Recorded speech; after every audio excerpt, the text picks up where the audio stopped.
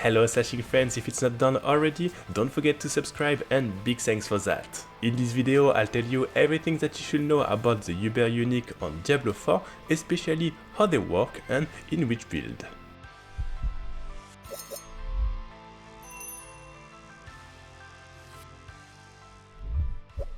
Before I begin, just a quick reminder about the only realistic way to get Uber Uniques. So you need to get here, farm Andariel, and to farm Andariel you want first to have the materials from Grigoire in Helltide, and the other one, the material from Varshan, coming from Whispers. I'll start the Uber Unique with Shako because this one is the most wanted and will be very handy in any situation. You'll have stats, life cooldown reduction, resource generation and 20% damage reduction, but also +4 to all your skills.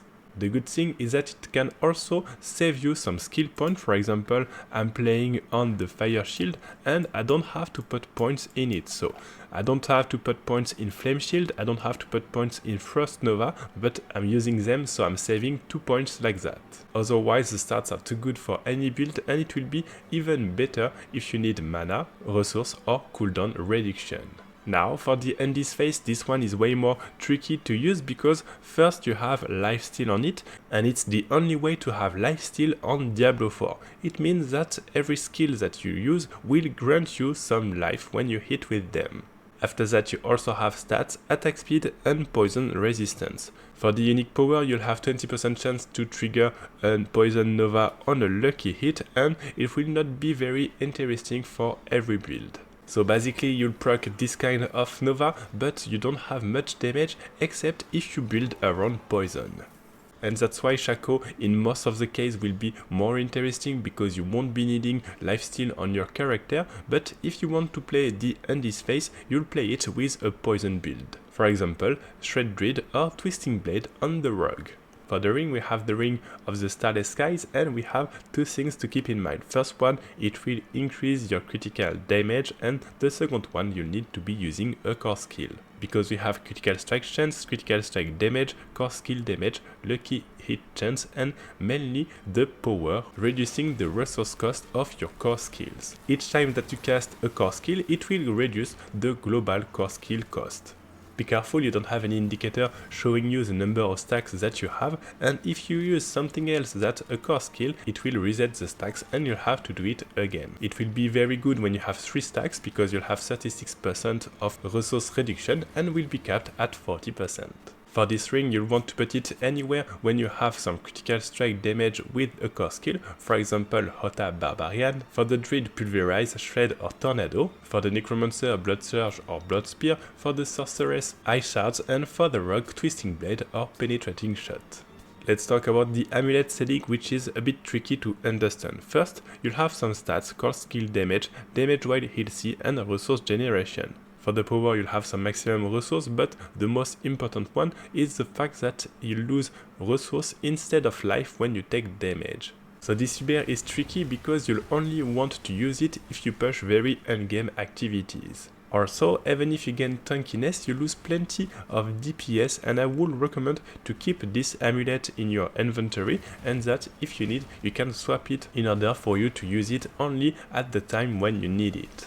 In addition to use this amulet when you need to tank, there's two kind of builds which are very interesting to use. First one, if you have some core skill damage in order to use the stats, and the second one if you don't use any resource, for example the Stormclaw or the Shadow Necromancer, since you'll have plenty of resource to tank.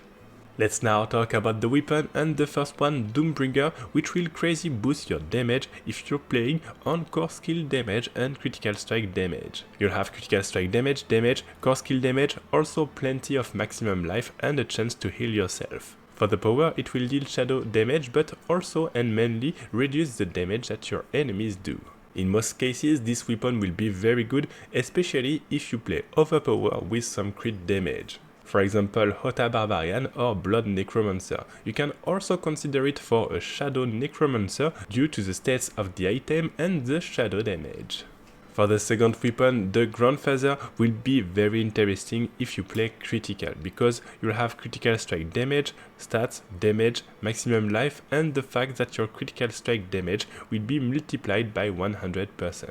it will simply crazy boost any of your builds which are based on crit damage. As long as you're using crit, you'll want to play the Grandfather, for example Hota Barbarian, Whirlwind, Bone Spear for the Necromancer, or Blood Surge. I'll finish this video with the most tricky one, with the Spear of Lycandre, and you have some good stats: damage, attack speed, critical strike chance, chance to stun, and damage to crowd control enemies. Before I speak about the power, first you need to understand that you can lose some DPS. I'm very much more efficient with my setup, even if my items are not very GG items, but I'll still have way more damage playing this setup than when I swap with this staff. That means that if I'm playing this staff, I'll have less DPS than with a standard setup in my case. The second thing is that you'll gain a random shrine effect for 20 seconds after killing an elite enemy. And the thing is that most of the time the battle is already over and you won't be needing this buff. So I made plenty of tests with this staff in order to make it work, and the only thing that I found for you to play with it is that you want to swap when you have an elite which is around 10% of its life and you kill it with the spear. You'll enjoy the buff, make sure to keep your staff in order to keep the buff for 20 seconds, and after that you have to swap back to your current gear and do it again. So it works, it helped me to push further in the Abattoir of Zir, but of course it's very boring to do. In the end, if you play it like that, you can play the staff in any situation, any build, except if you have a unique that you're playing. For example, the unique Stormclaw staff, which will be mandatory to keep with your druid. Thanks for watching this video. I hope that you'll have everything that you need to know on the Uber of Diablo 4, and don't forget that on the link below the video you have every build that I mentioned in this. Also, keep in mind that there may be a few changes on these Ubers on the new season, but in that case, of course, I'll give you the details.